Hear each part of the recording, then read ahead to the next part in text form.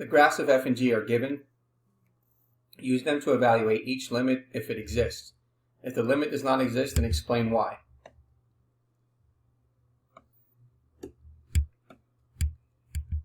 Okay, so for part A, we have the limit as x approaches 2 of f of x plus g of x. So using the limit law, we have the limit as x approaches 2 of f of x plus the limit as x approaches 2 of g of x. So if we're looking at f of x, as x approaches 2 from the left and from the right, we can see that the value that it approaches is 2. So we know that this number is going to be 2. And then g of x, so when x is approaching 2 from the left and then 2 from the right. So as it is approaching 2 from the left, it hits 0. And as it is approaching 2 from the right, it also hits 0. So that is 2 plus 0. So then the answer is 2.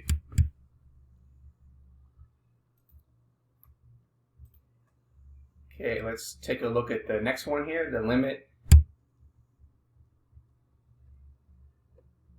as x approaches 1 of f of x plus the limit as x approaches 1 of g of x. So for f of x, if we approach 1 from the left, we get 1. And as we approach x to 1 on the right, we get 1. So we know that this is going to be 1. Now we need to look at g of x. So we're going to approach 1 from the left and approach 1 from the right. So as we approach 1 from the left, we see that this gives us 2. And as this is approaching 1 from the right, we get 1. So we can see that this does not exist. So therefore, we do not have an answer. It does not exist.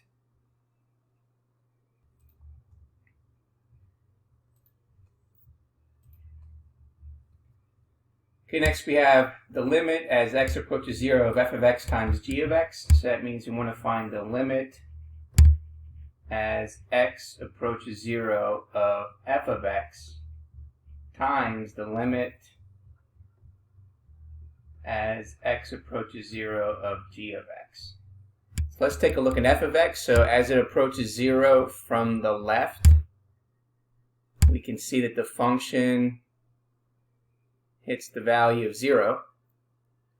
And as it is approaching 0 from the right, we can see that it also goes to 0.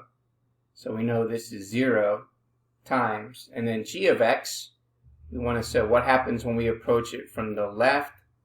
So we can see that as we approach it from the left, we can see that it hits 1.5.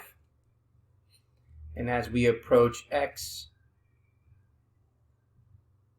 to 0 from the right, we can see that this function also hits 1.5. So 0 times 1.5 is going to give us 0.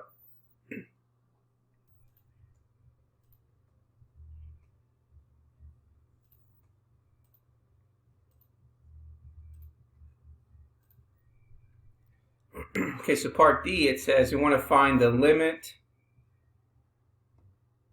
as x is approaching -1 of f of x divided by the limit as x approaches -1 of g of x. So let's take a look here.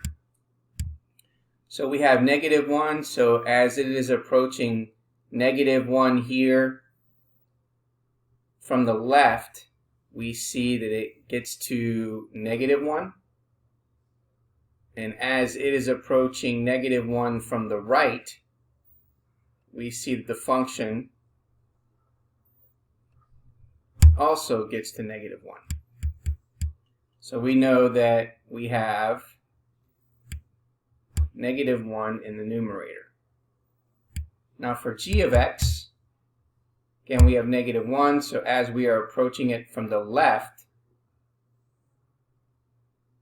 we see that it's hitting 0.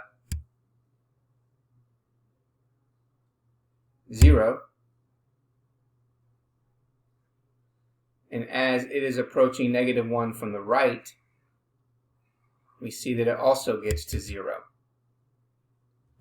So negative 1 divided by 0, what does that tell us? Well, it is undefined, and since it is undefined, then we're going to say that the limit does not exist.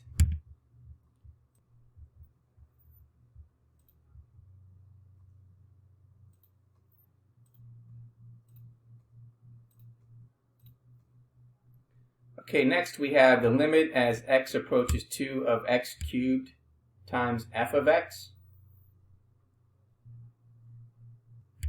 So we can write this as the limit as x is approaching 2 of x cubed times the limit as x is approaching 2 of f of x. Well, as the limit as x approaches 2 of x cubed, well, that becomes 2 cubed times, now I want to find a limit as x approaches 2 of f of x. Well, here's 2. And so as we approach it from the left and as we approach it from the right, we can see that we get the value of 2. And so that's 8 times 2, which gives us 16.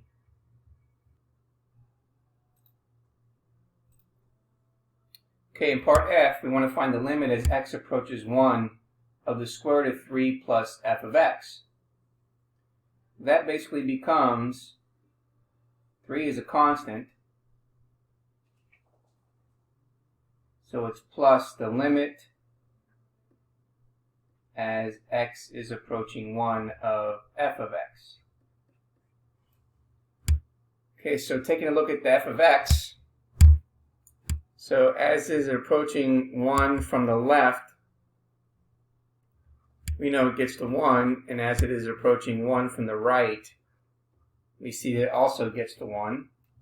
So therefore this becomes the square root of 3 plus 1, which is the square root of 4, which gives us an answer of 2.